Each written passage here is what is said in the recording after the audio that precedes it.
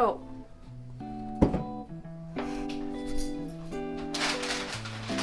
Basil.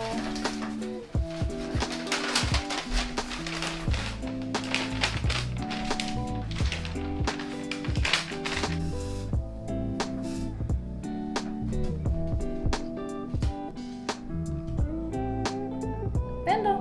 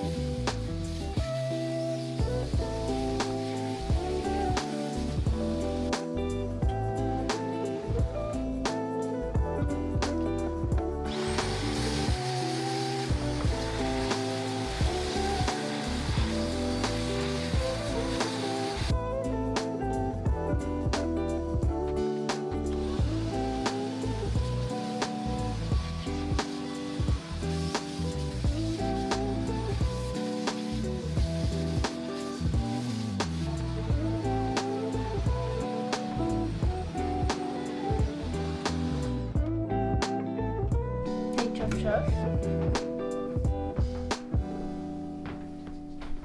Okay. Excuse me.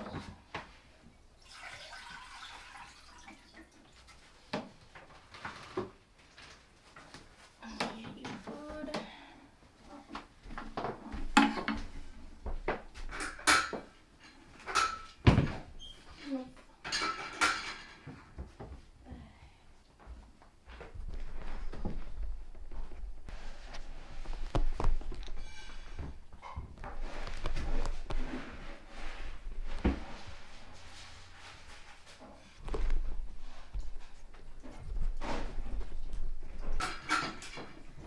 What are you doing? Get down. Come on. Yeah, I'm gonna give you food. Come on. Here's some food. Oh, wow, wow, wow, wow. Oh, wow, wow, wow, wow.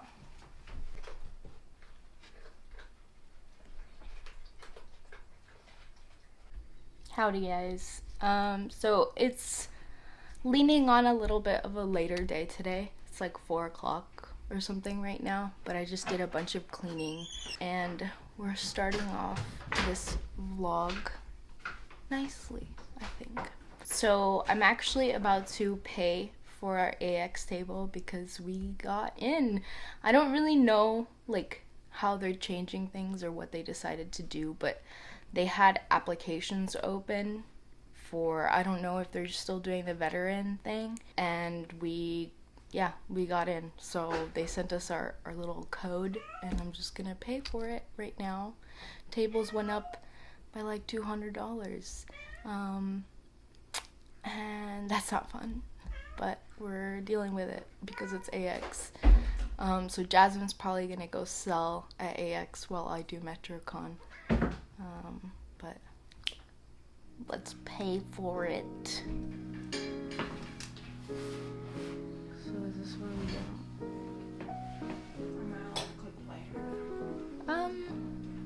Yeah. You can pick? What? You can pick where you want to be. All the corners are probably good, right? It's pretty much everything in the back right now.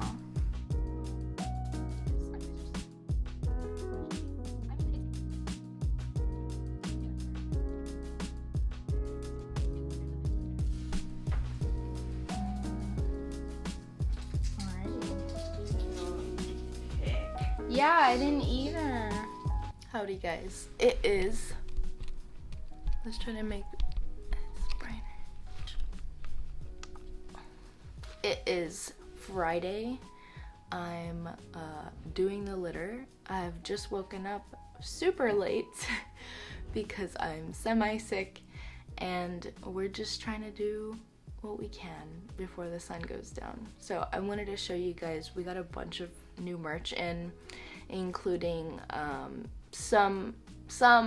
almost all of the Kickstarter enamel pins. Today's game plan, I know Jasmine wanted to draw some Harry Potter kids because she's finally mostly finished with commissions, and I need to pack orders, work on new Transformers merch for Etsy, and kind of just like pick up around the house because the house is a little messy. And yeah, I don't think we're gonna go too like ham with today's stuff. Basil,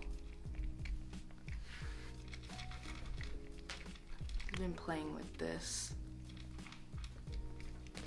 like a naughty little man, but it should be a nice and kind of semi-cozy day around the house. Let's go enjoy a nice little day. Oh wait, actually I'm gonna take this opportunity to show you guys some of the new stuff that came in, but specifically the stickers. 1 second.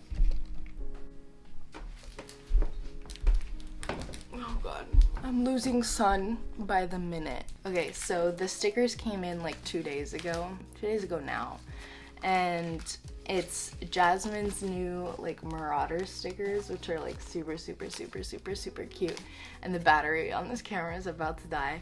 And then it's the new Patreon stickers, which this is gonna be for the next 6 months on our Patreon.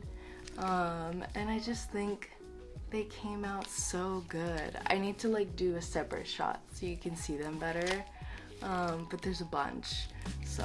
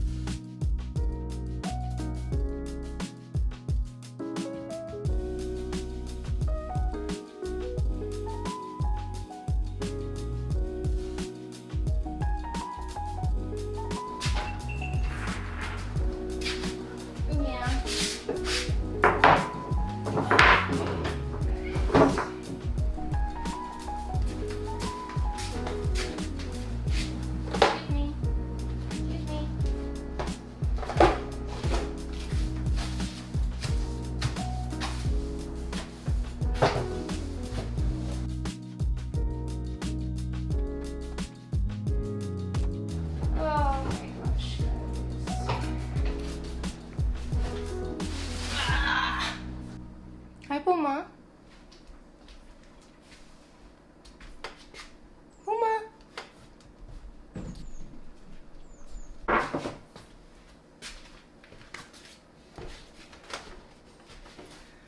Oh god. Y'all would be surprised how much heavy lifting we do with the amount of cat litter that we have to clean in this house. Denji.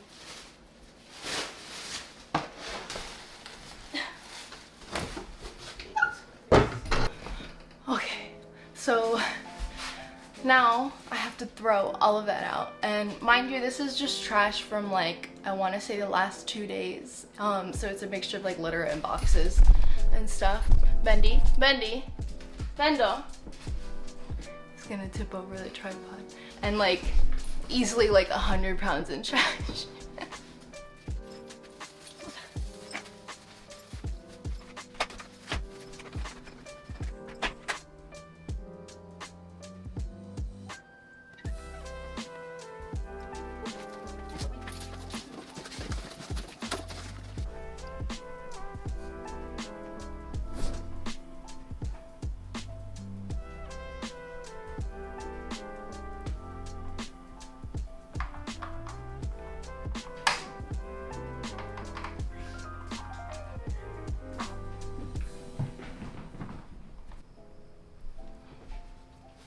Hi guys, it's been a while. I'm just here to like do a bit of a chatty session with y'all. I'm here to talk about the drarry comic that I recently posted, inspired by 9.5 Days by Magpie Fangirl. Link in the description, by the way. I think I just really wanted to draw something that suited my mental health and like could make me happy, instead of just something that was meant to be purchased or is a commission. I just needed something that gave me happiness, and nothing gives me more happiness lately than the unresolved tension between Draco and Harry Potter. I don't know how I got here. Honestly, I think one day I was just really bored and I went down a drarry rabbit hole, and then Andy went down a Marauders rabbit hole, and so we've been both like influencing each other from drarry to Marauders. And I just want to quickly say, we are an anti-JKR household here. I only exist in this fandom to bastardize her work and turn everyone gay, and that's my prerogative.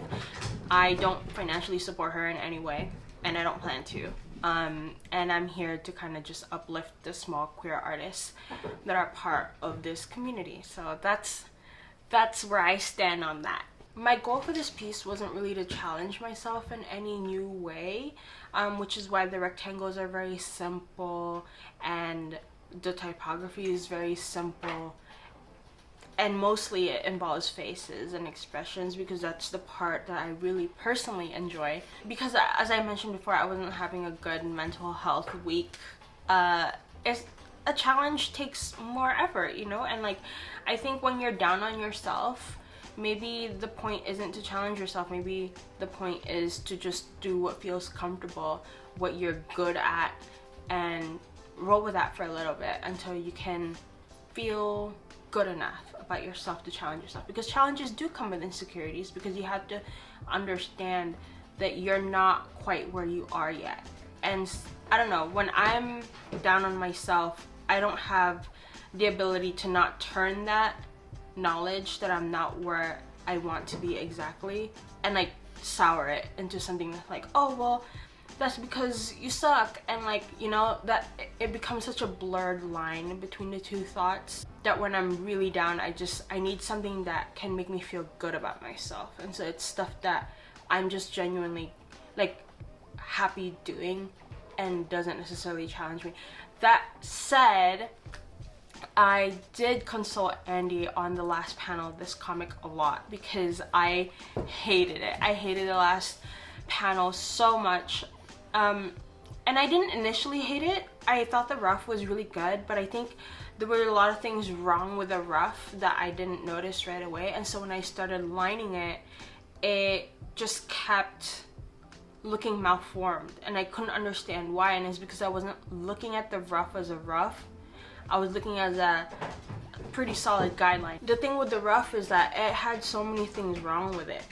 The hairline, so like for example, look at my face, right? So a lot of artists are gonna roll their eyes because they're like, duh, but like this angle is different from this angle and is different from this angle. The way that you draw them is always going to be different because the way that the space between these lines are rationed out is different depending on the angle, right? And I had my hairline was like so his head was a bit more like, the camera was down here and my head was up, his head was up here. His hairline did not align with his eyebrows or his eyes and his nose and his mouth. Everything was so janky, and at first Andy was like, what's wrong with it? I don't see anything wrong with it. But then I just was like, well, there is something wrong with it, and I can feel it, but I can't see it because I've been staring at it so long. And I must have scrapped his face maybe 7 times. I mean, it's such a simple panel. You look at it and it's like, what made you fumble? But sometimes it just happens. Sometimes even like the best comic artists, you can find a panel that they did that was really wonky, or like the limbs look broken or whatever.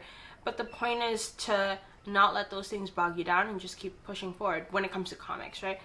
But when it comes to things that are like this, where it's almost like a one-shot comic, I do kind of like want to just make sure that especially the last panel ends well and isn't like on a janky face. And anyway, I'm ranting, but it happens. It happens. I ended up using a Clip Studio model because I just couldn't figure it out, and I think we shouldn't be ashamed of using Clip Studio models. I'm a huge advocate is such a huge word, but I'm a huge fan of the Clip Studio models because when you're in a rut like that, you need something that can check you. And sometimes the person next to you might not be able to catch the things that you're catching because you've stared at it for so long, you know? And they're seeing it more as a glance rather than like a zoomed in hyperfixation. And now there's a balance for that, but I'm not the greatest like person to take advice from with that either, because I also zoom in and tend to hyperfixate on things that people probably wouldn't even notice. I've drawn 6 fingers on a guy before. I've tried to draw, I remember when I was a teenager, I drew this face in a comic, and I thought it was like a really like moved facial expression, but a year passed and I revisited the comic and I was like, no, he looks like annoyed. I think using these tools to your advantage in terms of checking yourself is a really great way to evolve yourself as an artist, because you really do need a second or third opinion sometimes. We're human, it happens. Andy helped me in other ways though. She helped me figure out that the 3rd page of the comic, the panels needed to be switched to be more effective. That's something I'm not a comic artist, guys. I am just attempting at comics because I think it's super fun, but I'm in no way trained into it or even have a huge visual library for it. It's just something I do for fun. I just attempt it sometimes. And so it's funny, even though it makes sense in my head, once I put the letterings down, sometimes it just doesn't flow. And sometimes you need to add more than what you think in terms of typefacing or like text in order to make the comic make sense. And thankfully I kept it really easy this time around, because if I didn't, it would have been what started out as a project to make me feel happy and then quickly turned into something I super dreaded. It's part of the reason why the Andrew comic took so long, is because at some points I was like, is this even making sense? Comic artists are amazing. I have no idea how they do it. The ones that just know what they have to do to get it done, they're amazing. It's such a talent that I don't possess it. But that said, that doesn't mean that we can't attempt it just for fun, you know? Like, I don't have to be a trained comic artist to try and just do a fun little comic. And maybe the more I do it, the more I'll get better. So, who knows? But it's nothing serious. This comic is nothing serious for me. It's just something I needed to be happy at the time. That being said, this is an amazing fic that I love, and if you guys want to read it, the link is down below. Again, it's called 9.5 Days by Magpie Fangirl. And thank you, Magpie Fangirl, for writing this fic. It was such an amazing experience. The theme I'm seeing with myself with the fics that I really, really enjoy involves Harry and Draco running away from Voldemort together, and then us going through Draco's experience, kind of detangling the myths and the brainwash that he's gone through being a Malfoy. It seems that I'm a huge sucker for that. Because Eclipse, which is the other comic that I did for Drarry, and 9.5 Days, both are essentially the same exact plot, but a different way of going about it. This comic specifically takes place when Draco and Harry has to stay with 2 elderly women living in a cottage, and they have to share a bed in an attic, and they've just been getting closer and closer, and I think at this point Harry has just barely realized that he likes Draco, and so he's a little flustered that Draco's so easily able to ruffle his hair and like, you know, they were never like that before. And so it's like, it's just so fluffy and good, okay? I don't know. I love that stuff. The thing that I find really hilarious about drarry is how obsessed they are with each other, and it just takes a little bit of recontextualizing for them to like end up in a romantic setting, and I love that. I adore that, actually. Anyways, the sun is coming down and I have to get this done. Thank you guys so much for watching. I hope you enjoyed that little chat with me. If you'd like to support our channel, please like, comment, and subscribe. Hit that subscribe button if you haven't already. What are you doing? Or if you want to get something for yourself, check out our shop. Link is also down below. There are so many ways that you guys can support us, but we hope to see you back here next week because we have so many things that we're getting done, and I have a feeling there's going to be a lot to talk about already. So have a good one, stay safe, and goodbye for now.